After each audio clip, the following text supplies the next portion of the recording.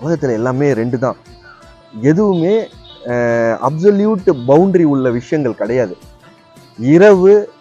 இரவு நேரத்தில் பகல் வருதா, இல்லை பகல் நேரத்தில் இரவு சூழுதா, எல்லாமே கலந்தது தான். எல்லாமே இரண்டுபட்டது. எல்லாமே மனிதனுக்குள்ளேயே தான் இருக்குது.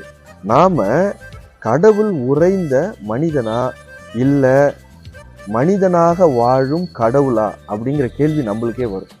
இதுதான் நான் அப்படின்னு சொல்லி டிஃபைன் பண்ணக்கூடிய ஏதாச்சும் ஒரு பழக்கம் உங்ககிட்ட இருக்குதா? எதுவுமே இருக்காது.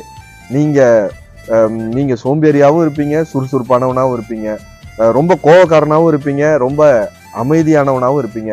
சில சயின்டிஃபிக்கான தத்துவங்களே இருக்கு. நம்ம மனிதன்ல ஆண் ஹார்மோனும் பெண் ஹார்மோனும் ரெண்டுமே மனிதனுக்குள்ள இருக்குது. ஆண் ஹார்மோன் அதிகமா இருக்கிறவன் ஆண்கள், பெண் ஹார்மோன் அதிகமா இருக்கிறவன் பெண். அவ்வளவுதான். ஆனா